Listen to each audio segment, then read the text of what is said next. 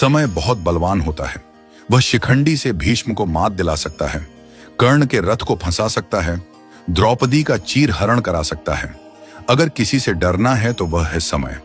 महाभारत में एक प्रसंग आता है जब धर्मराज युधिष्ठिर ने विराट के दरबार में पहुंचकर कहा, हे राजन, मैं व्याघ्रपाद गोत्र में उत्पन्न हुआ हूं तथा मेरा नाम कंक है। मैं धूत विद्या में निपुण हूं। आपके पास आपकी सेवा करने की कामना लेकर उपस्थित हुआ हूं। जुआ यानी वह खेल जिसमें धर्मराज अपना सर्वस्व हार बैठे थे, कंक बनकर वही खेल वह राजा विराट को सिखाने लगे। जिस बाहुबली के लिए रसोइये दिन रात भोजन परोसते रहते थे, वह भीम बल्लभ का भेष धारण कर स्वयं रसोइया बन गया।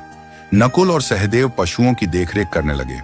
दासियों से घिरी रहने वाली महारानी द्रौपदी स्वयं एक दासी सैरिंद्री बन गई और वह धनुर्धर, उस युग का सबसे आकर्षक युवक, वह महाबली योद्धा, वह द्रोण का सबसे प्रिय शिष्य, वह पुरुष जिसके धनुष की प्रत्यंचा पर बाण चढ़ते ही युद्ध का निर्णय हो जाता था, वह अर्जुन एक नपुंसक बन गया।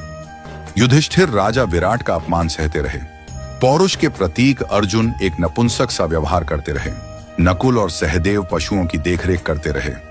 भीम रसोई में पकवान पकाते रहे और द्रौपदी एक दासी की तरह महारानी की सेवा करती रही। पांडवों के लिए वह अज्ञातवास नहीं था। अज्ञातवास का वह काल उनके लिए अपने परिवार के प्रति अपने समर्पण की पराकाष्ठा थी।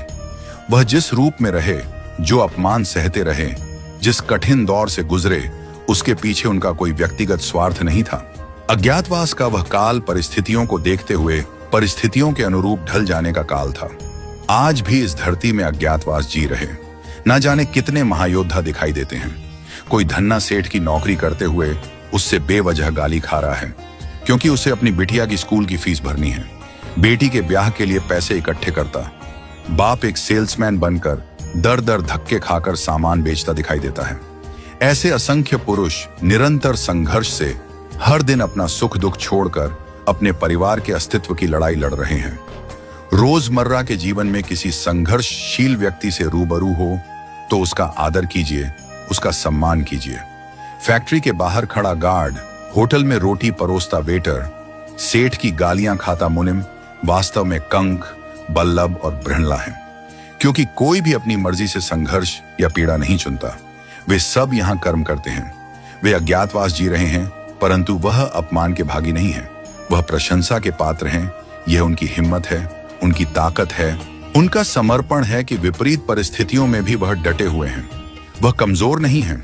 उनके हालात कमजोर हैं, उनका वक्त कमजोर है। याद रहे कि अज्ञातवास के बाद बृहणला जब पुनः अर्जुन के रूप में आए तो कौरवों का नाश कर दिया। पुनः अपना यश, अपनी कीर्ति सारे विश्व में फैला दी। वक्त बदलते वक्त नहीं लगता, इसलिए जिसका वक्त खराब चल रहा हो उसका उपहास और अनादर न करें, उसका सम्मान करें, उसका साथ दें। क्योंकि एक दिन संघर्षशील, कर्मठ, ईमानदारी से प्रयास करने वालों का अज्ञातवास अवश्य समाप्त होगा। समय का चक्र घूमेगा और बृहणला का छद्म रूप त्याग कर धनुर्धर अर्जुन इतिहास में ऐसे अमर हो जाएंगे कि पीढ़ियों तक बच्चों के नाम उनके नाम पर रखे जाएंगे। इतिहास बृहणला को भूल जाएगा, इतिहास अर्जुन को याद रखेगा। हर संघर्षशील, लग्नशील और कर्मठ व्यक्ति में बृहणला को मत देखिए, कंक को मत देखिए, बल्लभ को मत देखिए। हर संघर्षशील व्यक्ति में धनुर्धर अर्जुन को देखिए, धर्मराज युधिष्ठिर और महाबली भीम को देखिए। यही नियति है, यही समय का चक्र है, यही महाभारत की भी सीख है।